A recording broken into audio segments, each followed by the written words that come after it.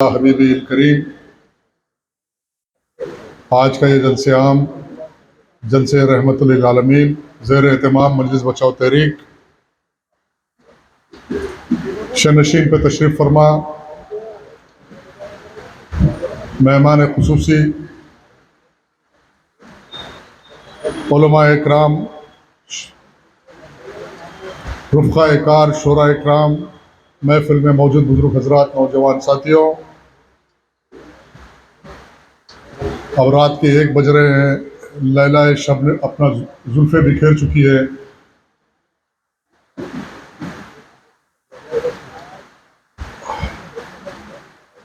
अब्र बारा भी कुछ मेहरबान है, इसलिए कि ज़िक्र रसूल है।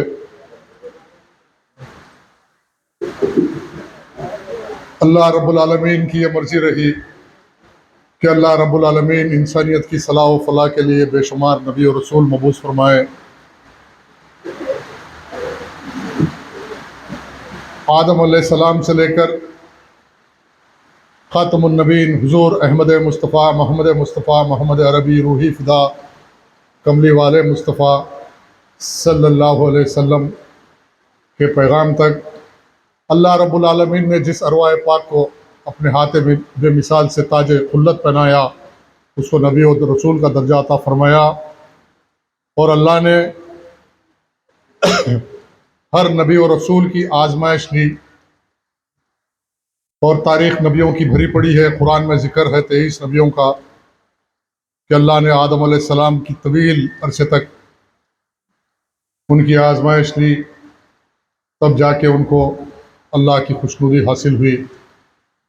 अल्लाह ने नूह अलैहिस्सलाम की तवील आजमाइश तक तवील वक्त तक आजमाइश ली, तो कभी तूफ़ान नूह से गुज़र के अल्लाह को राज़ी करना पड़ा। ज़करिया अलैहिस्सलाम को आरे से चीर दिया गया। सुलेमान अलैहिस्सलाम की हुकूमत छीन के अल्लाह ने आजमाया। यूनुस अलैहिस्सलाम को मच्छी के पेट में कैद करके अल्लाह ने उनकी आजमाइश ली। यूसुफ अलैहिस्सलाम को कैद की सोबतें बर्दाश्त करनी पड़ी कि अल्लाह को राज़ी करने के लिए अल्लाह की आजमाइश से गुजरना पड़ा। मूसा अलैहिस्सलाम की अरसे हयात को उनकी कौम ने तंग किया, अल्लाह की आजमाइश से गुजरना पड़ा।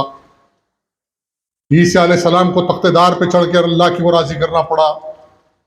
और सबसे आखिर में हुजूर अहमद मुस्तफ़ा मोहम्मद रूही फ़िदा कमली वाले मुस्तफ़ा सल्लल्लाहु अलैहि वसल्लम का इरशाद गिरामी है कि जितनी आजमाइश मुझ पे गुजरी, न पहले किसी नबी पे गुजरी, न सुबह क़यामत तक किसी नबी पे गुजरने वाली है। गौर व फिक्र की मंजिल है कि हम उस नबी की उम्मत है जिस पे सबसे ज़्यादा आजमाइश आई। मैं इस उन्वान को मौजूए बहस इसलिए बनाना चाहता हूँ कि हम एक आजमाइश के दौर से गुजर रहे हैं, और जितनी आजमाइश आज मुसलमानों पे आपके सामने है, तो आपके सामने मिशल राह आपके नबी की सारी ज़िंदगी और सवान उमरी है, सीरतुन नबी है। मेरे नबी के साथ क्या क्या दुनिया ने नहीं किया। मक्के की सरजमीन पे अरसे हयात को तंग किया गया। नबूवत के ऐलान से पहले मेरे नबी उसी मक्के की सरजमीन पे सादिकुल वादिउल अमीन थे। अगर मक्के की सरजमीन पे कोई सच्चा था तो मेरे नबी थे, वादे के पाबंद थे तो कोई थे तो मेरे नबी थे। लेकिन जिस लम्हा 40 साल की उम्र और ऐलान नबूवत गारे हिरा से सुबह कौम उतर कर आए, एक नुक्से कीमियात लाया, ऐलान फरमाया क़ुलू ला इलाहा इल्लल्लाह तुफ़्लिहून। दुनिया 2 ग्रोह में बढ़ गई। 2 ग्रोह में बढ़ गई। एक ग्रोह वो है जो अल्लाह की वहदानियत का इकरार किया, क़ुलू ला इलाहा इल्लल्लाह तुफ़्लिहून, अल्लाह के सिवा कोई लायक इबादत नहीं। और सुबह क़यामत तक ये ग्रोह वो ग्रोह रहेगा जो अल्लाह की वहदानियत का ऐलान करेगा, रूए ज़मीन पे अमन व अमान को कायम करेगा, इसलिए कि अमन के नबी आए थे, अमन को कायम करने आए थे। अभी पेशो मुकर्रिर प्रोफेसर साहब ने बड़ी तफसील से बताया कि नबी के ज़िंदगी के मुख्तलिफ पहलुओं को सामने रख के बताया कि समाजी इंसाफ क्या था, ख़वातीन के हुकूक कैसे मिले। अरे नबूवत और नबूवत के दर्जे पे तो उलमा, आलिम, मुजद्दिद बहस करेंगे। नबी की समाजी ज़िंदगी, 40 साल की समाजी ज़िंदगी का अगर गौर करके नबी की समाजी ज़िंदगी की सुन्नतों को मुकम्मल करेंगे तो दुनिया की कोई ताकत आपका मुकाबला नहीं कर सकती। नबी का मिलाद एक मौजूए बहस बन गया। मेहमान मुखर्रिर ने बड़ी तफसील से मिलाद के ऊपर रोशनी डालते हुए बताया कि मिलाद की अहमियत क्या है। अगर मिलाद ना होता तो क्या होता, अगर नबी का मिलाद ना होता तो क्या होता। नबी के मिलाद के साथ क्या तब्दीली आई? सबसे पहली तब्दीली आई, जैसे नबी को अल्लाह ने मबूस फरमाया, जबल अबू खैस से एक शख्स सर टकरा टकरा कर चीखा मार के रो रहा था और किसी ने पूछा कि ये रो रहा क्यों है, क्या बात है? तो कहने लगा कि आज मिलाद नबी है, मिलाद नबी है। तो उसने ऐलान किया कि मैं इबलीस हूं, मैं जब धुतकारा गया था इबलीस करार दिया गया था, जब रोया था, और आज मिलाद मुस्तफ़ा है इसलिए रो रहा हूं कि आज मेरी शैतानियत का खात्मा होने का आगाज शुरू हो गया। यह है मिलाद नबी, जहाँ इबलीसियत का खात्मा का आगाज, उसी का नाम तो वहीं से तो मिलाद नबी का आगाज होता। और आज जैसा कि प्रोफेसर साहब ने बताया कि आज मुख्तलिफ दिन मनाए जाते हैं सारी दुनिया में, और हर कौम अपने नबी की का दिन मनाती है। ईसाई मनाते हैं, क्रिसमस डे मनाते हैं, यहूदी मूसा अलैहिस्सलाम का मनाते हैं। और अगर मिलादुन नबी ना होता तो आज लेबर डे नहीं होता, जैसा कि अभी प्रोफेसर साहब ने कहा। लेबर डे इसलिए नहीं होता, मजदूर की अहमियत नहीं होती। एक बार का वाकया है दरबार रिसालत में, हजरत अनस बिन मलिक से रिवायत है कि एक देहात से एक साहबी आए और देहाती थे और फटे पुराने कपड़ों में थे। जब दरबार रिसालत में आए तो देखा कि मक्के के ताकतवर लोग सरदारान मक्का बैठे हुए हैं, तो आप एक कोने में खड़े होकर खाली नबी को देख रहे थे। ऐसे में नबी की नज़र पड़ गई उन पे। दरियाफ्त किया कि क्या बात है, पूछे, उनका नाम था साद अंसारी। दरियाफ्त किया तो बोला आपके लिए मुलाकात के लिए आया। जब नबी ने हाथ बढ़ाया तो बड़ा हिचकिचा रहे थे हाथ मिलाने के लिए। नबी ने हाथ बढ़ाकर हाथ मिलाया तो हाथ पकड़ लिया नबी ने, उस मजदूर का, साहबी का हाथ पकड़ लिया। जब हाथ पकड़ लिया तो हाथ खोलने के बाद देखा तो हाथ में गट्ठे थे। तो उस मजलूम साहबी साद अंसारी के हाथ को लेकर मेरे आका ने चूम कर कहा कि ये मेरा उम्मती है, और ये खदर एक मजदूर की खतर बता के लेबर डे का और लेबर की, मजदूरों की अहमियत को उजागर कर दिया। ये नबी का समाजी इंसाफ था। ये हजरत साद अंसारी का वाकया है। और जैसा कि ख़वातीन के हुकूक़ पे आपने कहा कि आज सारी दुनिया में नारा है कि ख़वातीन के हुकूक़, एक नया माहौल बर्पा किया जा रहा है सारी दुनिया के अंदर। हिजाब, हिंदुस्तान में भी वो वबा, सलेबी साजिश, आलमी सतह की कड़ी हिंदुस्तान में जो चला रही है, वो संघ परिवार, वो RSS ने यहाँ पे भी अमली जामा पहनाया। कर्नाटक के शहर में मंगलूर में एक मुकाम पर एक बुरखापोश ख़वातीन की आबरू के साथ खिलवाड़ करने गया तो अल्हम्दुलिल्लाह दुनिया ने देखा कि ला इलाहा इल्लल्लाह मोहम्मद रसूलुल्लाह, उस दुख्तरान मिल्लत ने कैसा मुकाबला किया। सारी दुनिया ने दिखा के ईमान को ताज़ा कर दिया सारी दुनिया के अंदर। आज हिजाब के ऊपर बड़ी बहस है।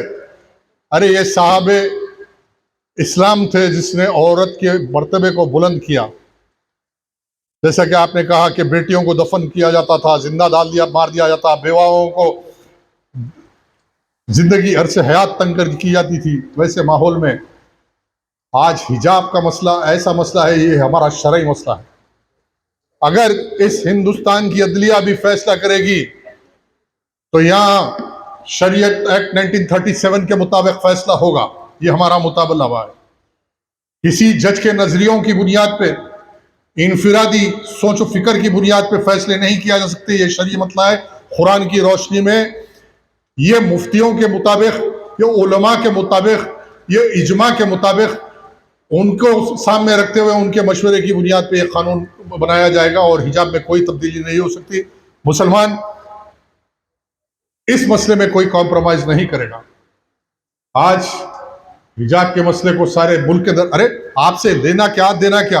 अगर कोई मुसलमान लड़की अगर हिजाब कर रही, अरे तुम तो खवातीन को बेआबरू कर रहे, मॉडल बना रहे हो, कपड़े उतार के उसकी नुमाइश बाजारों में कर रहे हो, पोस्टर लगा रहे हो, वाहियात पोस्टर लगा के सारे समाज को आलूदा कर रहे हो, सारी नौजवान नस्ल को तबाह कर रहे हो। अरे इस्लाम ही है ना जिसने, जब कोई तहजीब बालग होती है तो वो बालग तहजीब की अगर सबसे जिंदा मिसाल है तो इस्लाम है, जिसने औरत को संवारा, सजाया, उसको बुर्का पहनाया, उसको हिजाब दिया, उसको इज्जत दी, अब्जत दी, और गैरों की नज़र से बचाया, गैरों के शर से बचाया, गैरों के हमलों से बचाया, उसको आबरू बख्शा।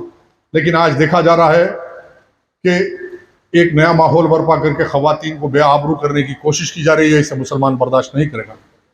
अब दूसरी भाई रही बात कि इल्मी गुफ्तगू तो उलमा इकराम ने किया। मैं आज मौजूदा हालात में नबी और नबी की नामूस रिसालत के साथ जो मजाक किया जा रहा, आप देख रहे हैं सारे मुल्क के अंदर एक तमाशा है, एक डिबेट है। एक डिबेट है कि नबी ने उम्मुल मोमिनीन से किस उम्र में शादी की, उम्मुल मोमिनीन ने कितने शादियां की, नबी करीम सल्लल्लाहु अलैहि वसल्लम ने कितने शादियां किए। ये एक फेक नैरेटिव है, एक प्रोपेगेंडा है, ताकि अगयार को इस्लाम की हक्कानियत से दूर रखे, गैर कौम को जो मुनसिफाना फिक्र रखते हैं, सोच रखते हैं, अगर वो इस्लाम की तालीमात पे अगर गौर करे और इस्लाम की तालीमात को पढ़े गौर करे तो उनको भी समझ में आएगा ये दीन हक़ है। और दीन से वाबस्ता होना ये कोई ताकत का मुजाहरा नहीं है, बल्कि इंसानियत की सलाह व फलाह का रास्ता है। इस्लाम इंसानियत की सलाह व फलाह का रास्ता है, ये मुसलमानों की सलाह व फलाह का रास्ता नहीं है। मेरे नबी रहमतुल मुस्लिमीन नहीं थे, मेरे नबी रहमतुल आलमीन बना के भेजे गए थे, सारी दुनिया के लिए रहमत बना के लिए, शजर हजर के लिए रहमत बना के लिए, जंगल के जानवर पहाड़ के लिए रहमत बना के लिए गए थे, सारे आलम के लिए रहमत बना के गए थे। सुबह क़यामत तक मेरे नबी रहमत बन के रहेंगे, सारी कायनात के लिए रहमत बन के। आज आप देखो कि नबी की शान में गुस्ताखी कर रहा है। अब ये समझ रहे हैं इनका मजहबी फरीज़ा बन गया। मैं ये नहीं कह रहा हूँ कि इस मुल्क में रहने वाले अक्सरियत मुसलमानों के नबी के ताल्लुक से कुछ कहना चाहती या बदतमीजी बदकलामी करना चाहती, लेकिन कुछ मुट्ठी भर लोग, शरंगेज लोग हैं जो कभी आरएसएस की शक्ल में आते हैं, तो कभी विश्व हिंदू परिषद की शक्ल में है, तो कभी हिंदू मुनानी, हिंदू वाहिनी की शक्ल में है, बजरंग दल की शक्ल में है। टीवी चैनलों पे सारा इनका कब्जा है। अरे हुकूमतें तो बहुत आई, दुनिया में बहुत आती रहेगी और जाती रहेगी। कई जालिम हुकूमतें आई और चले गई। मुसलमान बाकी है, इस्लाम बाकी है, शरीयत बाकी है। अरे तुम्हारी हुकूमत भी कल ख़त्म हो जाएगी। हिंदुस्तान में इस्लाम था, है, रहेगा और बालिग होगा और तरक्की करेगा और इंसानियत को फैज़याब करेगा। ये पैगाम रिसालत है। आज आप देखो टीवी चैनलों में ज़राए अबलाग के ज़रिए, चाहे प्रिंट मीडिया हो या इलेक्ट्रॉनिक मीडिया हो, बहस एक ही बात है। टीवी खोलते ही साथ ही मुसलमानों पे बहस, मुसलमानों पे बहस, और बहस भी ऐसी बहस आप टीवी खोल के 5 मिनट सुन नहीं सकते, ऐसी बहस। तो इसका इलाज, जैसा कि मौलाना ने बताया, कि तालीम को हासिल करो। आज दुनिया सैटेलाइट आर्टिफिशियल इंटेलिजेंस की बात कर रही, और मुस्लिम नौजवानों को भी आज उस फील्ड में ताकतवर बनना होगा, ताकि तुम्हारी इल्म की ताकत के सामने दुनिया को घुटने टिकाना होगा और बताना होगा तुम गुलाम मुस्तफ़ा है। जैसा कि मौलाना ने कहा, पेशो मुखर्री ने कहा कि पहली वही नाजिल हुई, इक़रा बिस्म रब्बिका, पढ़ो। नबी को अल्लाह ने पैगाम दिया, पढ़ो, और नबी ने पढ़ के तुमको बताया कि क्या है, पैगाम को दोहराया। आज पढ़ाई की अहमियत है। आज मुस्लिम माशरे के अंदर जहाँ समाजी इंसाफ की बात है मेरे भाई, समाजी इंसाफ ये है कि सबसे पहले इंसाफ ये है कि हम अपनी बंदगी का हक़ अदा करें। रसूल है, उसे माफ़ नहीं किया जाएगा, याद रखो। आज आप देख रहे हैं कि दिल्ली की सरजमीन से मलूना उठती है और गुस्ताखी करती है। मुसलमानों ने हिंदुस्तान में हर चीज़ को बर्दाश्त किया। हमने मदरसों पे हमले हुए, बर्दाश्त किया, मसाजिद पे हमले हुए, हमने बर्दाश्त किया। हमारी आबरूओं को लूट लिया गया फसादात के ज़रिए, हम बर्दाश्त किया। गुजरात के खौफनाक फसादात हुए, हम बर्दाश्त किए। सारे मुल्क में मॉब लिंचिंग के नाम पे मुसलमानों को चुन चुन के मारा गया, हम बर्दाश्त किए। हमारे हाथ काट दिए गए, हम बर्दाश्त किए। पैर काट दिया गया, बर्दाश्त किया गया। गले कटे, हम बर्दाश्त किए। लेकिन नामूस रिसालत पे अगर हमला होगा तो याद रखो जान मांगो तो जान देंगे, माल मांगो तो माल देंगे, हमसे ये नबी कभी ना होगा कि नबी का जाहो जलाल देंगे। तेरे नाम पे मेरी जान है फिदा, ये जान क्या जहां है फिदा, जहां एक जहां क्या हजारों करोड़ों जहां पे है फिदा। खत्म मुस्तफ़ा में करोड़ों मुसलमानों की जान निसार कर देंगे, लेकिन नामों से रिसालत में कोई गुस्ताखी को बर्दाश्त नहीं करेगा। यह हिंदुस्तान के मुसलमानों का नहीं, आलम इस्लाम का फैसला है। याद रखो, 1400 साल से मुसलमानों ने हर जुल्म को बर्दाश्त किया, जिला वतनी की जिंदगी गुजारी। हम रूखी टूटी सूखी रोटी खा के जिंदगी गुजार लेंगे, लेकिन अजमत मुस्तफ़ा में कोई गुस्ताखी करेगा तो हम जान देने और जान लेने पे आ जाएंगे इस हिंदुस्तान के। अब ये कहना कि ऐसी बात करोगे तो ऐसा होगा, अरे अल्लाह मौका देगा, अगर अल्लाह वो हालात पैदा कर देगा तो गुस्ताखे रसूल के टांग पे टांग रख के चीर देंगे हिंदुस्तान के अंदर। ये ऐलान है। मुसलमान कमजोर नहीं है। आज हुकूमत तुम्हारे साथ है, पुलिस तुम्हारी, अदालत तुम्हारी, हर चीज तुम्हारी, और तुम ये समझ रहे हैं कि खौफ पैदा कर देंगे और नामूस रिसालत पे गुस्ताखी करके मुसलमानों को जहनी एतबार से कमजोर किया जाएगा, मुसलमानों की इश्क रिसालत का इम्तिहान लिया जा रहा है। तो मैं ये कहूंगा कि एक खामोश समंदर में तुम पत्थर मार के समंदर में इस्तेग़राक़ पैदा कर रहे हो। ये मुल्क के लिए अच्छा नहीं है। ये आरएसएस, ये बीजेपी की हुकूमत, वो नरेंद्र मोदी हो या अमित शाह हो, याद रखो, ये सुन लो, ये पैगाम है कि जब किसी हुकूमत का जवाल आया, तारीख उठा के पढ़ो, ये मैं नहीं कह रहा हूं, ये तारीख है। जब जब किसी हुक्मरान ने नामूस रिसालत में गुस्ताखी करने की हिम्मत की, जब जब किसी हुक्मरान ने गुस्ताखे रसूल को पनाह देने की हिम्मत की, तो उस हुकूमत के इख्तिताम का आगाज हुआ। और ऐसा महसूस हो रहा है कि इस हरकत के बाद नरेंद्र मोदी और बीजेपी के खात्मे का आगाज हिंदुस्तान में हो गया। और ये समझ रहे हैं कि जेल की सलाखें हमको डरा सकती है, पुलिस की गोलियां डरा सकती है। अरे करोड़ों सीने कुर्बान कर देंगे नामों से रिसालत पे, मिसाल कायम कर देंगे दुनिया के अंदर कि हम गुलाम मुस्तफ़ा है, हम हर चीज बर्दाश्त कर सकते हैं, लेकिन नामों से रिसालत में गुस्ताखी कलमात बर्दाश्त नहीं कर सकते। ये इख्तियार तुमको किसी ने नहीं दिया। लकुम दीनकुम वलियुद्दीन, हमने तुम्हारे मजहब के ताल्लुक से कभी कोई ऐसी गुफ्तगू नहीं की। और हिंदुस्तान के मुसलमानों की तारीख है कि हिंदुस्तान में बेहतरीन गंगी जमनी तहजीब के मुजारों को हमने पेश किया। इस मुल्क की आज़ादी में सबसे ज्यादा अगर गले कटे तो मेरे असलाफ के कटे। जुल्म के खिलाफ अगर किसी ने नारा दिया, जिहाद का नारा दिया, तो अल्लामा फजल हक खैराबादी की शक्ल में हमने अंग्रेजों के खिलाफ जिहाद का फतवा देकर हिंदुस्तान को आज़ाद कराया था। इस मुल्कों की सरहदों की हिफाजत करने में अब्दुल हमीद की शक्ल में हमने पाकिस्तान के पैटर्न टैंकों के सामने अपने सीनों को पेश करके मुल्क की आबरू को बचाया था। ब्रिगेडियर उस्मान की शक्ल में हमने कराची तक दाखिल होकर हिंदुस्तान के झंडे को, तिरंगे को लहरा के हमने बताया था कि हम गुलाम मुस्तफ़ा है, हम वफादार है, हम ईमानदार है, हम जिस पे वफा करते हैं उस पे मरते हैं, मिटते हैं, इसलिए कि मेरा नबी सच्चा था और मैं सच्चा हूं। मेरे नबी वादे के पक्के थे। एक वाकया सामने आपको दोहराते हुए अपनी तकरीर को खत्म कर दूंगा कि आप पहले अपना एतमाद पैदा कीजिए, अकीदा पैदा कीजिए कि आप एक सच्चे नबी के सच्चे गुलाम हैं। जब आप में ये यकीन पैदा हो जाएगा कि मेरा नबी सच्चा है और मैं उस नबी की पैरवी कर रहा हूं, मैं हक की पैरवी कर रहा हूं, मैं सच की पैरवी कर रहा हूं, तो दुनिया की कोई आरएसएस हो या यहूदी ताकत हो या अमेरिका की ताकत या अमेरिका का न्यूक्लियर बम आपसे मुकाबला नहीं कर सकता। सवाल ये है कि हमने उस अकीदे के ऊपर अपने आप को कायम किया क्या? पहले अपना मुहासबा कीजिए। एक साहबी रसूल का वाक़या आता है, हजरत अबू बशीर रज़ी अल्लाह ताला अन्हु का वाक़या था। मक्के में रहते थे, आप दामन गुलामी में आए, इस्लाम कबूल किया। जब आपने इस्लाम कबूल कर लिया तो सारा घराना मुखालिफत किया, उनके अब्बा हुजूर मुखालिफत किए, उनके चाचा जान मुखालिफत किए।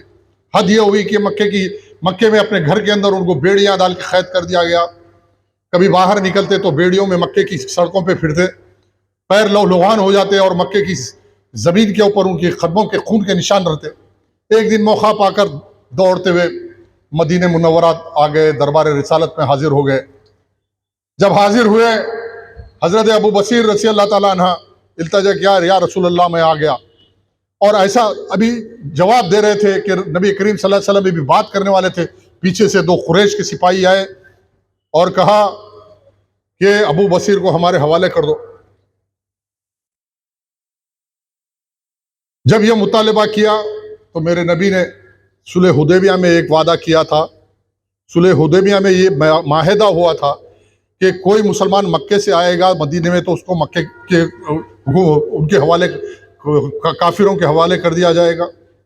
और वादे के मुताबिक उन लोगों ने रिमाइंड कराया, याद दिलाया नबी को कि ये माहिदे के मुताबिक अबू बसीर को हमारे हवाले कर दो। मेरे नबी ने अबू बसीर से कहा कि अबू बसीर तुम जाओ, और आंखों में आंसू थे। उधर साहबी एक रसूल की आंख से आंसू बह रहे हैं, इधर रसूल की आंख से आंसू बह रहे हैं। क्या पस मंजर है आप देखिए। जब आप वापस जा रहे थे, कैद हो गए, दो सिपाहियां लेके जा रहे, तो मदीने की सड़कों पे कुफ्फारान मदीना ये ऐलान करते रहे, कहते रहे कि तुम किस नबी की इताअत कर रहे हो, किस नबी के फॉलोअर हो। अरे मौका था, तुमको बचा सकते थे, तुम्हारी जान नहीं बचाई। आप सोचो कि अगर आपका कोई सरबराह है, सरपरस्त है, और आपका इस हालात में अगर आपकी तायीद नहीं करता तो आप बागी बन जाते, मैं बागी बन जाता। लेकिन हजरत अबू बसीर रज़ी अल्लाह ताला अन्हु के ईमान पे कुर्बान जाइए कि आंख से आंसू निकल रहे थे और सब जा रहे थे। मदीना किरास हो गया, बाहर निकले। जब सड़क पे आए, मक्के के रास्ते पे आए, तो उस कुरैश सिपाहियों ने कहा कि अभी भी वक्त है, छोड़ो और बोल दो कि तुम अभी मुसलमान नहीं रहे, तुम कलमा नहीं मानते, मोहम्मद अरबी सल्लल्लाहु अलैहि वसल्लम को नबी नहीं मानते, हम तुमको लेके आके आज़ाद कर देते। फौरी उनके हाथ से तलवार खींची और दोनों का कत्ल कर दिया और भाग पड़े। भागते भागते मक्के के एक खरिये में, छोटे जंगल के इलाके में गए, जब नदी थी, पानी था, वहाँ बसेरा कर लिया, जिंदगी गुजारने लगे, पत्ते फल खाते और जिंदगी करते। ऐसी अरसा गुजर गया। लेकिन जिस वक्त हजरत अबू बसीर को आकाए दो जहां रुखसत कर रहे थे, वादा किए कि मैं तुमको एक बुलाने लगाऊंगा, तुमको दावत दूंगा, तुमको दावतनामा आएगा और तुम मदीना आओगे। किसने वादा किया था? प्यारे नबी सल्लल्लाहु अलैहि वसल्लम का वादा था। और उस वादे पे कैसा यकीन था अबू बसीर। दिन भर मेहनत करते, रात होती तो ऊंचे पहाड़ पे बैठ जाते और मदीने की तरफ देखते कि कब बुलावा आएगा और मैं कब जाऊंगा दरबार रिसालत। और ऐसे हालात में मक्के से तंग परेशान हाल मुसलमानों का एक जमावाड़ा, 200-300 मुसलमान हजरत अबू बसर के इलाके में जमा हो गए, एक फौज की शक्ल इख्तियार कर ली। और उस दौर का तरीका था कि मदीने से जितने भी काफिले जाते तो कुफाराने मक्का लूट लिया करते थे। और जब ये इत्तला मिलती तो हजरत अबू बसीर रज़ी अल्लाह ताला अन्हु मक्के की शाम की सड़क पे बैठ के कुफाराने मक्का के काफिलों को लूट लेते और माले गनीमत बोल के ले लेते। जब ये तंग हो गए तो दरबार रिसालत में हाजिर हुए, सरदार मक्का हाजिर हुए और कहने लगे कि इस मसले का हल आप ही निकाल सकते हो, कि अबू बसर को पैगाम भेजाओ कि ये मसले को हल करे और इस बात को ख़त्म करे। जब ये वक्त आया, उस वक्त तक हजरत अबू बसर बीमार पड़ गए, बिस्तर पे थे, हिचकियां लग रही थी। और ऐसे में लोग कहने लगे कि अबू बसर अभी तक दावतनामा नहीं आया और आपके मदीने जाने का प्रोग्राम अभी तक कोई उम्मीद नजर नहीं आ रही। और जब किसी के मुंह से सुनते तो जलाल में उठ के बैठ जाते, कहते कि मैं उस वक्त तक नहीं मरूंगा जब तक दरबार रिसालत से मुझको पैगाम नहीं आएगा और मैं दरबार रिसालत का पैगाम हासिल नहीं कर लेता। कुफारान मक्का के इस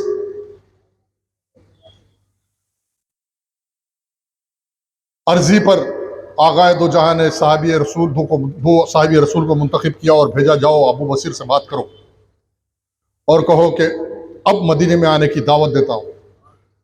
बीमार हाल में थे, हिचकियों पे थे। और रावी लिखते हैं हदीस में कि यह हाल था, उठ के बैठ नहीं सकते थे।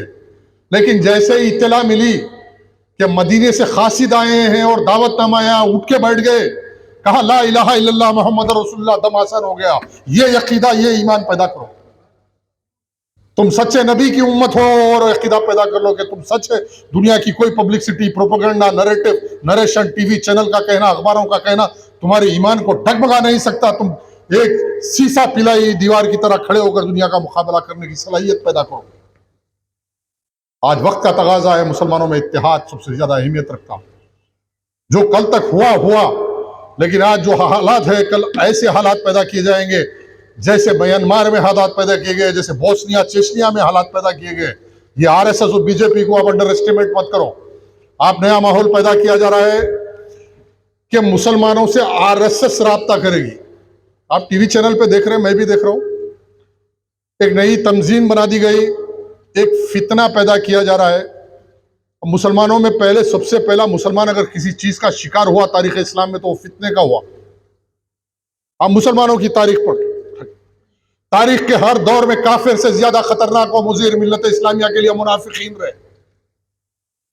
गौर कीजिए, तारीख का मुताला कीजिए, तारीख के हर दौर में काफिर से ज्यादा खतरनाक और मुजीर मिल्लत इस्लामिया के लिए मुनाफिकीन रहे।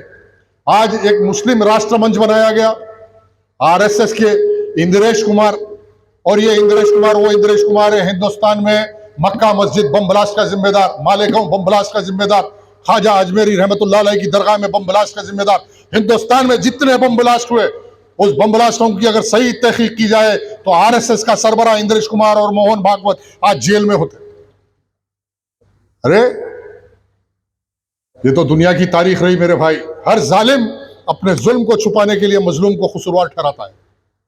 मेरे नबी को भी ऐसी ही अरसे हयात तंग किया गया था मक्के की सरजमीन, शुबे अबू तालिब से गुजरना पड़ा था। आज ये मत समझो कि हालात ऐसे है, शुबे अबू तालिब का मुताला करो, बिलखुसूस आने वाली नस्लों को, नौजवान बच्चों को घरों में उर्दू की तालीम दीजिए। जब तक आपकी उर्दू की तालीम उनको नहीं मिलेगी तो वो दुनिया दीन नहीं समझेंगे। आज कुरान को समझना है तो तर्जुमे से समझना है।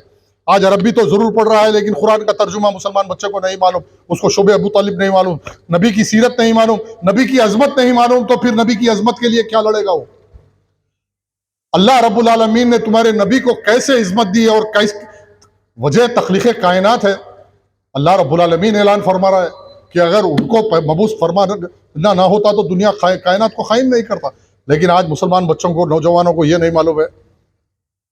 लेकिन हमको ये कोशिश करना होगा घर घर में, बिलखुसूस अपनी ज़बान में, मादरी ज़बान में सीरत नबी को जब तक नहीं पढ़ोगे दुनिया का मुकाबला नहीं कर सकते।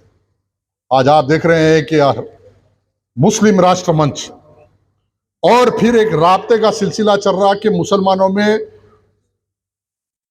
अब जो हजरात वाकिफ है, अगर ना वाकिफ है तो मैं उनको वाकिफियत दिलाना चाहता हूं कि नॉर्थ इंडिया में एक नई मुहिम चल रही, अशराफ अरजाल, मुसलमानों में तफरीका पैदा किया जा रहा है। पसमानदा मुसलमान, सोशल मीडिया के जरिए, टीवी चैनलों के जरिए बताया जा रहा है कि पसमानदा मुसलमानों की एक बड़ी ताकत है। और ये जो मुसलमान आलिम है, जो तंजीमा चला रहे हैं, जो दरसगाह चला रहे हैं, ये अशराफ के हाथ में है और अरजाल के हाथ में कुछ भी नहीं है। और इनको सिर्फ वोट बैंक की तरह, अभी पेशो मुकर्रिर ने कहा, खड़े हो गए सफ में महमूद और अयास, ना कोई बंदा रहा ना बंदा नवाज। इस्लाम का ये पैगाम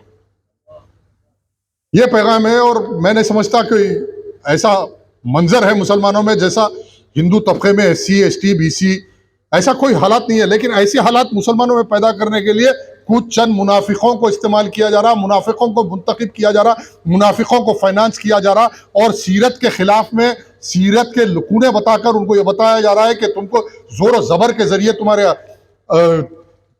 बाप दादा को मुसलमान बनाया था और तुमको आज चाहिए कि फिर घर वापिस। ये मुहिम का भी मुकाबला मुसलमानों को करना होगा, मुसलमान दरसगाहों को करना होगा। आज गांव गांव में आप देख रहे हैं कि सोशल मीडिया के जरिए बताया जा रहा है कि मुस्लिम बच्चियों को हिंदू बच्चों के साथ शादियां करते हुए बताया जा रहा है। ये एक बड़ी साजिश है। और महल्ले के अंदर, बिल्कुल हम ऐसी बस्तियों में रहते हैं हमको कोई इत्तला नहीं मिलती, लेकिन उन बस्तियों में जहां मुसलमान थोड़े से है, उस बस्तियों के अंदर मुसलमानों की हिफाजत के लिए दीन कायम करना होगा, राब्ता पैदा करना होगा। और उसके लिए सबसे बड़ी बात यह है कि तंजीमों को, जमातों को काम करना होगा। एक तरफ खादियानियों का फितना चल रहा असर है दुनिया के अंदर, और खादियानों की फंडिंग पूरे यहूदियों की जानिब से की जा रही है, मोजार्ट की जानिब से की जा रही है। आप बाखबर रहिए जो साजिश आपके साथ, जो कौम उसके साथ होने वाली साजिशों से बाखबर नहीं होती, वो कौम मगलूब हो जाती। अगर आप साजिशों से बाखबर रहते हैं तो फिर आप अपनी तैयारी में रहते हैं और कोई गालिब नहीं हो सकता। आज इस सीरतुन नबी के जलसे का यह पैगाम है कि साजिशों से बखबर रही है, मुताला कीजिए, हालात का मुताला कर दे रही है। ये जरूरी नहीं है कि कोई लीडर बोलने से आप होंगे। आज सोशल मीडिया, इंटरनेट है, आप जाके देखिए, पसमानदा मुसलमानों के नाम पे हिंदुस्तान में मुसलमानों में एक तफरीका पैदा करने की मुनज़्ज़म आरएसएस की साजिश है। इमाम काउंसिल के एक मौलाना मिले, उन्होंने ये ऐलान कर दिया कि मोहन भागवत राष्ट्रपिता है। वाह! अरे बाबा, ये मौलाना कहां थे जब बाबरी मस्जिद शहीद हुई? ये मौलाना कहां थे जब गुजरात में मेरी मां बहनों की आबरू लूट ली गई? वो मौलाना की जबान को अल्लाह पूछेगा कि गुजरात में बिल्किस बानू की कोख से निकाल के मासूम बच्चे को त्रिशूल पे उछालने वालों को जेलों से रिहा किया गया। अरे तू मोहन भागवत को अपना राष्ट्रपिता मानने वाला उस मोहन भागवत से ये पूछा कि कौसर बानू के उस मासूम बच्चे को तीर पे उछालने वाले के साथ इंसाफ कौन करेगा हिंदुस्तान में? अरे तुम्हारी हिंदुत्व ये है कि मासूम बच्चों को त्रिशूल पे उछालने वालों को जेलों से रिहा किया जाता है, तो मैं कहूंगा ये हिंदुत्व ही तो टेररिज्म है इस मुल्क के अंदर। इससे हटके कोई टेररिज्म हो ही नहीं सकता। आज सड़कों पे मॉब लिंचिंग के नाम पे बेगुनाह मुसलमानों को ट्रेनों में मार के फेंक दिया जा रहा, अखलाक को मार के फेंक दिया गया, दिल्ली की पाए तख्त में मार के फेंक दिया गया। आज यूपी के अंदर हमारे घर जला दिए जा रहे हैं, घर तोड़ दिए जा रहे हैं, मसाजिद तोड़ दिए जा रहे हैं, मदरसे बंद कर दिए जा रहे हैं। अगर ये हालात रहेगी तो याद रखो कि दुनिया की तारीख है, जब जब कोई अक्सरियत तवज्जो का मुतमन्नी हो, याद रखो ये बात, कल मैं रहूं ना रहूं हालात आपके सामने रहेंगे कि जब जब कोई अक्सरियत हिंसों की ताकत की बुनियाद पर किसी अक़लियत की अरसे हयात को तंग कर देती है, तो याद रखो वहां इस्तिराब पैदा होगा, वहां खाना जंगी का माहौल पैदा होगा। जब ये होगा तो इसका जिम्मेदार तो वही होगा हाकिम जो आज अक्सरियत की फिरका परस्ती और दहशत गर्दी को अक़लियतों पर मुसल्लत किया जा रहा है हिंदुस्तान में। और कुछ हमारे भी है, बोल रहे हैं कि नहीं गंगी जमनी तहजीब। अरे हम तो गंगी जमनी तहजीब आपके हथियार उठा के लड़ रहे। राम के नाम पे मेरी बाबरी मस्जिद को तुमने खींच लिया, अदालतों के नाम पे झूठे फैसले देकर हमको मायूस किया गया, फिर भी हम सबर कर रहे। अल्लाह का करे आज नहीं कल ये नस्ल नहीं अगली नस्ल, हमारी तारीख है ना, जब मैदान में आते हैं तो आज नहीं कल सबर करेंगे, नस्लों को तैयार करेंगे, फिर से बाबरी मस्जिद को हासिल करेंगे। मायूसी कुफ्र है मुसलमानों, कोई मुंह खोलने के लिए तैयार नहीं। 25 साल की जिंदगी में तहरीक ने बाबरी मस्जिद के मुकदमे को जिस अंदाज में हुकूमतों से लड़ के पैदा किया, कोई दूसरी तहरीक हिंदुस्तान में, कोई जमात, कोई कायद, कोई एमपी एमएलए ने नहीं किया। इस बात की गवाही आप भी देंगे। टाडा और पोटा की सजाओं को हमने जेलों में जाके काट के आए, लेकिन अल्हम्दुलिल्लाह आज इस बामकसद जलसे में, रहमतुल लिल आलमीन के जलसे में ऐलान कर रहा हूं कि अल्लाह शाहिद है, इस 25 साल की तहरीक की जिंदगी में अल्लाह उसकी हबीब गवाह है कि कभी तहरीक और तहरीक के कायदीन और कारकुनान ने कभी बातिल से कभी एक लम्हा कॉम्प्रोमाइज नहीं किया मुसलमानों के मसले में। और इंशाअल्लाह ये वादा है इस जलसे में कि हमारी जानें दे देंगे, हर तकलीफ से गुजर जाएंगे, गुमनामी में चले जाएंगे, लेकिन मिल्लत मजलूमा का कभी सौदा होने नहीं देंगे। और जो सौदेबाज है वो उनका चेहरा दिखाते रहेंगे मिल्लत को। अल्लाह हालात पैदा करेगा। गुज़िश्ता 20 साल से तहरीक की जिद्दोजहद चल रही है और आप देख रहे हैं कि यजीदी ताकतियों की तर्ज अमल पर काम चल रहा है और पूरी हुकूमत की ताकत यही रहती है कि तहरीक का उम्मीदवार कामयाब ना हो, चाहे वो अमजदुल्ला खां एक कारपोरेटर की सीट पे हो तो ऐसा दिख रहा कि पुलिस की चौनी मिलिट्री ला दिए। ये इलेक्शन यहां पे आकर कोई बाहर से लड़ रहा और यहाँ पे एक मुजाहिदीन की आर्मी बना रहा, उसके लिए उसके मुखालिफत हो रही। पोलिंग बूथों पे कब्जा, मार पीट, तमाशा, बोकस, वोटा डालना, अरे सब कर लिए, थक गए। 2024 का इलेक्शन में वादा कर रहा हूं इंशाअल्लाह ताला अल्लाह ऐसा रास्ता पैदा कर रहा कि बायोमेट्रिक इलेक्शन है, एक वोट डालना घर को जाना, तो मुसलमानों की राय सामने आ जाएगी भाई, एक वोट डालना। अब पैसे दे के गरीबों से 100 वोट दिला के जीत के फिर हिंदुस्तान के लेवल में तुम किसका काम कर रहे हो सारी दुनिया जान रही। मैंने कह रहा हूं आज जरा ये अबलाग के जरिए मालूम पड़ रहा तुम, अरे हम हर उस ताकत से साझेदारी चाहते हैं हिंदुस्तान में जो बीजेपी की हुकूमत को खत्म करना चाहती। आज मैं ऐलान कर रहा हूं, इस मुल्क में इस फासिस्ट बीजेपी, नरेंद्र मोदी और अमित शाह की हुकूमत का खात्मा जो ताकतें करने तैयार है, मेरा और अहले ईमान की जिम्मेदारी है कि हम उस ताकतों के साथ अपने वोट का इख्तियार करते हुए उनको बेदखल करें, ताकि कल मुल्क बचे, मिल्लत बचे, माहौल पैदा हो, अमन पैदा हो, अच्छा हालात पैदा हो, हर कौम सुकून से जी सके, एक तरक्की का माहौल पड़े, बच्चे पढ़े लिखे आगे बढ़े। अब ये क्या है, जैसा कि अभी अमजदुल्ला खान की तकरीर सुना, बोले कि स्कूल में एक हिंदू और एक मुसलमान बच्चा बात करने के लिए तैयार नहीं है। भाई अरे वाह, क्या माहौल है, क्या हालात पैदा कर दिए, क्या नफरतें उभर रही है इस मुल्क के अंदर। इसका खात्मा करना है तो क्या आप मुसलमानों की ताकत को, उस ताकतों के साथ काम करेंगे जो बीजेपी को हरा रहे, या उस ताकतों को कमजोर करेंगे जो बीजेपी को हरा रहे? अब फैसला आपका है, मैं नाम नहीं लेना चाहता उनका।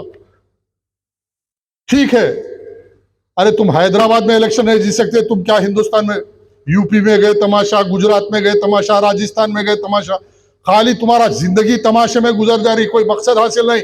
हैदराबाद का मुसलमान परेशान है आज। पहले सर्वे करो, जिस पार्लियामेंट कॉन्स्टिट्यूंसी में तुम्हारे खानदान 50 साल से नुमाइंदगी कर रहे हैं, आज कितनी बेरोजगारी है, कितने लोग परेशान हैं माशी एतबार से।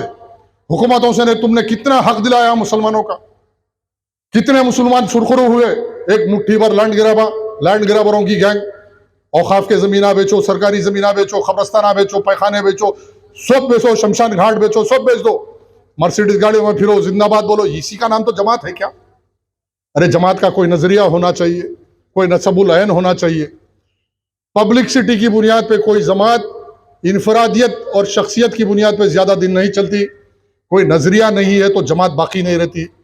आने वाले हालात में अल्लाह रब्बुल आलमीन एक नया रास्ता पैदा कर रहा। और ठीक है, हम बाबरी मस्जिद की लड़ाई लड़ने में नाकाम हो गए, मैं इकरार कर रहा हूं, इसलिए कि हम तो पूरी जी जान से कोशिश करें, लेकिन हमारे हाथ में इख्तिदार नहीं था, हम ऐवान में नहीं थे, मुसलमान मजबूर था।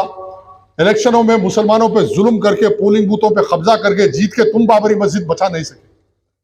आज ज्ञानवापी मस्जिद का मसला है, आज अदालतों के अंदर झूठे मुकदमे डाले जा रहे हैं, कार्बन डेटिंग की बात की जा रही है। अरे किस बात का तमाशा है इस मुल्क के अंदर? आज कहां है मुस्लिम पर्सनल लॉ बोर्ड? कोई मैदान में आ रहा नहीं, कोई बात नहीं कर रहे। क्यों भाई? क्यों आरएसएस का मुकाबला नहीं करते? क्या मफादात है इन लोगों के? क्या मफादात है? दो ठोक बात है, हम इस मुल्क के आइन को मानते, मुल्क के कानून को मानते। हम ऐलान कर रहे हैं, हम हर उस कानून के साथ है जो कानून के मुताबिक फैसला करेगा। याद रखो मुसलमानों, ये हमारा फलसफा है। यही बात मौलाना अब्दुल कलाम आजाद ने मक्का जामा मस्जिद की मेंबर से खड़े होकर कहा था कि यह मुल्क तुम्हारा है।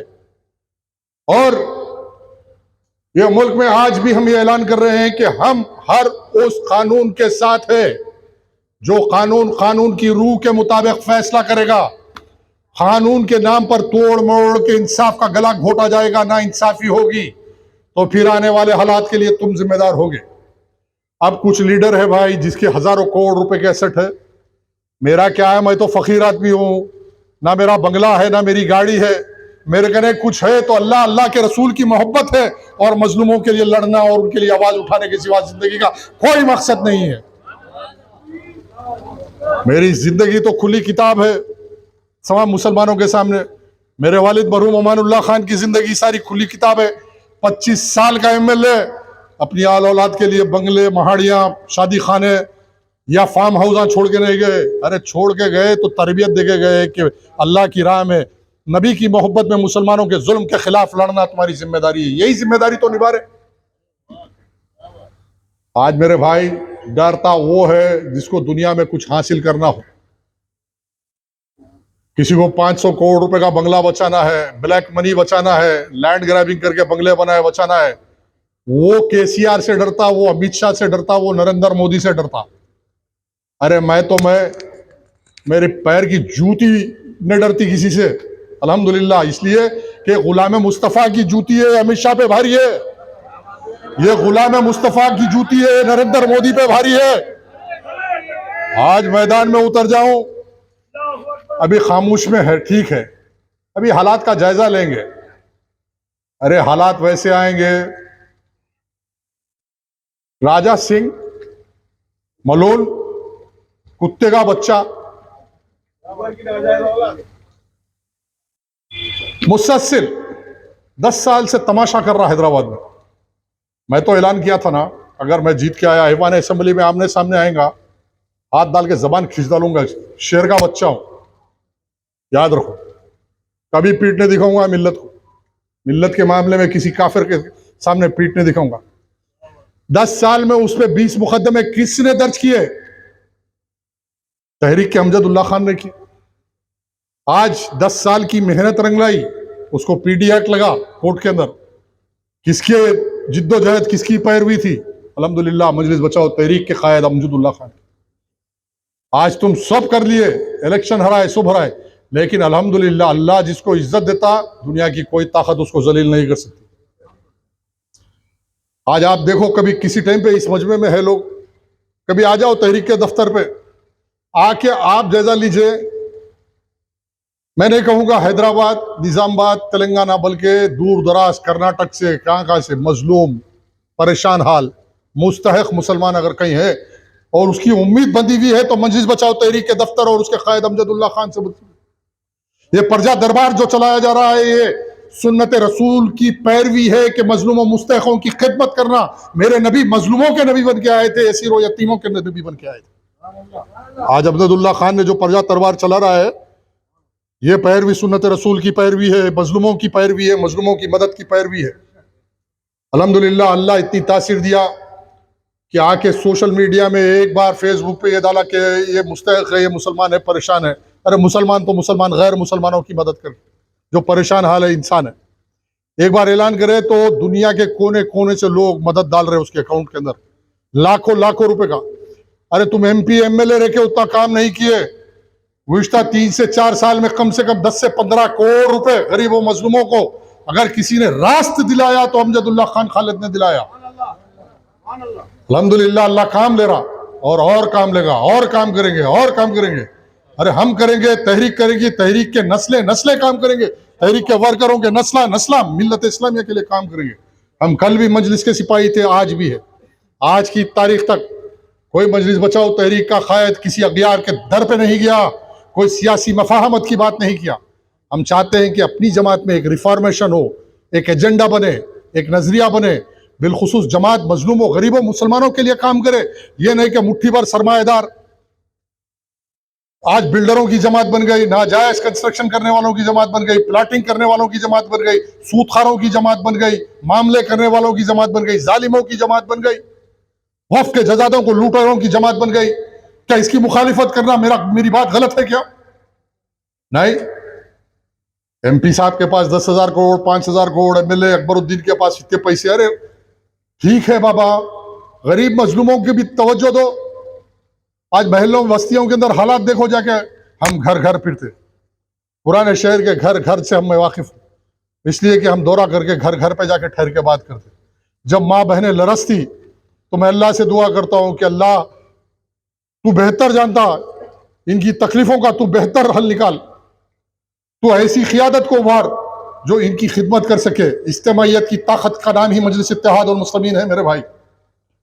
आप इज्तिमाइयत की ताकत को अगर मजलूमों के लिए इस्तेमाल नहीं करोगे, नीचे मफादात के लिए करोगे, तो इसकी सख्त से सख्त मुखालिफत करेंगे और इंतखाबात में ऐसा हालात पैदा हो जाएंगे। इंशाल्लाह तहरीक जीत के आएगी और फिर वही काम करेगी जो अमानुल्लाह खां मजलूमों के लिए काम करती है।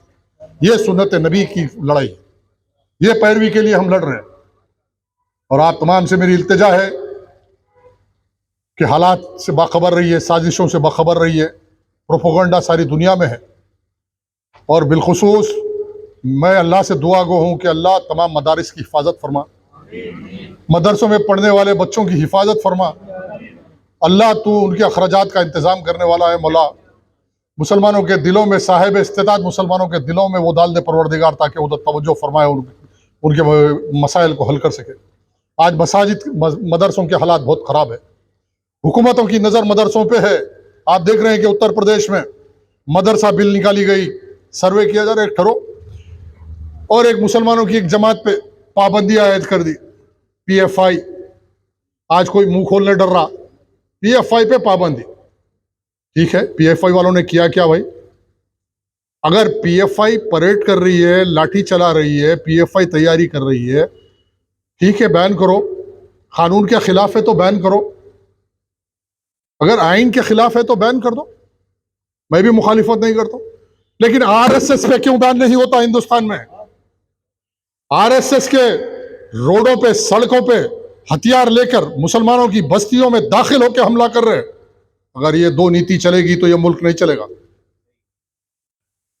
तुम आवाज नहीं दबा सकते। आज टेक्नोलॉजी का दौर है और ये मुट्ठी भर मुनाफिकों को खरीद कर उनको इज्जत दी जा रही, पुलिस प्रोटेक्शन दिया जा रहा और उनके जरिए बयानबाजी की जा रही टीवी चैनलों पे। 2 टक्के के बिकने वालों को लेकर आके टीवी पे बताया जा रहा है कि ये मुसलमानों के रहबर है और ये ऐसी बात करते हैं। आप देखते हैं ना टीवी पे इधर उधर से 2 दाढ़ी वालों को लाते हैं। अरे हिम्मत है तो मैं ऐलान कर रहा हूँ, कई बार ऐलान करा, तुम्हारे टीवी चैनल पे मियाँ भाई को बिठा के देखो, तुम्हारे से बात करते कैसी करते। हाँ, फिर मियाँ भाई की बात सुनने के बाद तुम भी ला इलाहा इल्लल्लाह मुहम्मदुर रसूलुल्लाह पढ़ते। हाँ, जब मियाँ भाई बात करते तो कानों के पूरे जाले साफ कर देते तुम्हारे, फिर तुम भी मजबूर हो जाते ला इलाहा इल्लल्लाह मुहम्मदुर रसूलुल्लाह, जिहाद उहाद नहीं, आई लव यू बोल के तुम खुद गले पड़ जाते हमारे। हाँ, वो शान है गुलाम मुस्तफ़ा की। गुलाम मुस्तफ़ा मामूली बात है क्या? सामने बैठा चेहरा देख के अट्रैक्ट होना, उसको बोलते हैं मुसलमान। इंशाअल्लाह अज़ीज़ और भी जलसे होंगे। हालात पे आप भी नजर रखिए, मैं भी नजर रखा हुआ हो। आने वाले इंतखाबात में आधार कार्ड से लिंक होकर इलेक्शन होने वाला है। मैं भी कोशिश कर रहा हूं कि बायोमेट्रिक इलेक्शन हो, ताकि मैं भी चाहता हूं कि मुसलमानों की राय क्या है वो सामने आए। अभी 15 साल 20 साल में तो सिर्फ बोका सिंह के एमएलए, बोका सिंह के एमपी, कारपोरेटर चलते रहे। अब जब बायोमेट्रिक होगा, घर घर से निकल के मुसलमान जब अपने अंगूठा लगा के वोट देगा, आइरिस लगा के वोट देगा, अगर उस इलेक्शन में अगर मैं हार गया, हैदराबाद छोड़ के हिजरत करके चले जाए, मेरी तहरीक का नुमाइंदा कोई हार गया, मेरा भी चैलेंज कबूल है, करो ना, मर्द को चैलेंज कबूल करो। अरे मैं तहरीक का कोई कारकुन ठहर के तहरीक की कारनामों के ऊपर, तहरीक के प्रोग्राम पे जीत जाएगा इलेक्शन। बायोमेट्रिक 2024 इत्मीनान से रही है बायोमेट्रिक इलेक्शन। इंशाअल्लाह अज़ीज़ आपकी दुआओं से, प्यारे आका दो जहां सल्लल्लाहु अलैहि वसल्लम के नाले पाक के सदक़े में इंशाअल्लाह 2024 का इलेक्शन तहरीक का इलेक्शन होगा। इंशाअल्लाह अमजदुल्लाह खान कारपोरेटर ने एमएलए की हैसियत से ऐवान असेंबली में रहेगा। इंशाअल्लाह मुस्तफ़ा महमूद एमएलए की हैसियत से ऐवान असेंबली में रहेंगे। तहरीक के और कायदीन एमएलए बन के जब जाएंगे तो वहां पे कोई राजा सिंह दिखेगा तो बाजा बजा देंगे उसको। हाँ, बोलते नहीं करके बताते, इसलिए हमारी तारीफ भरी पड़ी है कारनामों से। अमेरिका के सफीर का गरेबान किसने पकड़ा था? गुलाम मुस्तफ़ा अमानुल्लाह खान ने पकड़ा। तस्लीमा नसरीन के खिलाफ कलकत्ता की सरजमीन पर चौरंगे लेन के ऊपर 2 लाख के मजमे के अंदर ऐलान किया था कि जो इसका सर थाम करेगा उसको लामहदूद इनाम दूंगा। मैंने ऐलान किया। हम डरने वालों में से नहीं, इसलिए हम गुलाम मुस्तफ़ा है, अल्लाह से डरते हैं, किसी से नहीं। हम किसी की बेहुरमती करते ना किसी से बदतमीजी करते। अगर हमारे ईमान के साथ खिलवाड़ होगा, नामों से रिसालत पे अगर कोई कल गलत कलमा उठाएगा तो फिर आगे के लिए तुम भी तैयार हो, हम भी तैयार। हम जाने करने के लिए तैयार है, तुम जान कुर्बान करने के लिए तुम तैयार। अरे कौन है हिंदुस्तान में मरने के लिए कौन तैयार है? भाई कोई नहीं है। अगर मरने के लिए तैयार है तो आप देखेंगे एक ही तबका है, गुलाम मुस्तफ़ा, आशिक मुस्तफ़ा का तबका। कोई कौम में ऐसा जज्बा बता दो मेरे को जो अपने इमाम पैगंबर पे कुर्बान होने के लिए तैयार है। नहीं, एक ही है, आशिक मुस्तफ़ा। अब उसमें भी एक क्लासिफिकेशन है, बाज नारे मार के भाग जाते, बाज खड़े होके जान कुर्बान कर दे। हम नारे मार के भागने वालों में से नहीं है, हम खड़े होके जान कुर्बान करने वालों में से है। इंशाअल्लाह अल्लाह से मेरी दुआ है कि अल्लाह मेरे से काम ले, मौला तेरे हबीब की शान में मेरी जान को कुर्बान कर दे। ऐ अल्लाह तेरे हबीब के कदमों में मेरी शहादत को कबूल फरमा। अल्लाह मेरे से ऐसा काम ले कि मैं नामूस रिसालत में बदकलमात करने वालों की जान लेके अपनी जान कुर्बान कर दूं। मैं वो मुसलमान हूं। नामूस रिसालत पे मेरी आल औलाद कुर्बान, मेरा खानदान कुर्बान, मेरी तहरीक कुर्बान, मेरे रुफ़ा कुर्बान, हम हर चीज कुर्बान कर देंगे और मिसाल कायम कर देंगे कि हिंदुस्तान में एक सरजमीन थी हैदराबाद, और हैदराबाद के उस मुसलमानों ने जान कुर्बान करके तारीख को बना दिया। ये डर के भागने वाले नहीं, अब फतवा ऐसा दे दो कि ऐसा बोलेंगे तो ऐसा होगा। बस मैं एक ही बात बोल रहा हूं, बार बार बोल रहा हूं, बार बार बोल रहा हूं कि हमको छेड़ो मत, छेड़ेंगे तो तुमको घर तक ले जाके छोड़ते। ये जिम्मेदारी है हमारी। जालिम को घर तक छोड़ते हैं, अल्हम्दुलिल्लाह वो हिम्मत वो ताकत अल्लाह ने दिया हमको। मेरी आप तमाम हजरात से गुजारिश है, तहरीक के काम में मदद कीजिए। अमजदुल्ला खान बहुत बेहतरीन काम कर रहे हैं गरीब व मजलूमों का। आप भी फेसबुक पे फॉलो करते रहिए, देखते रहिए कि कैसा काम हो रहा। कभी वक्त मिला तो तहरीक के दफ्तर करने आके 5 मिनट खड़े होकर देखिए। मजलूमों की मजलूमियत को देखना है तो तहरीक के दफ्तर पे आइए।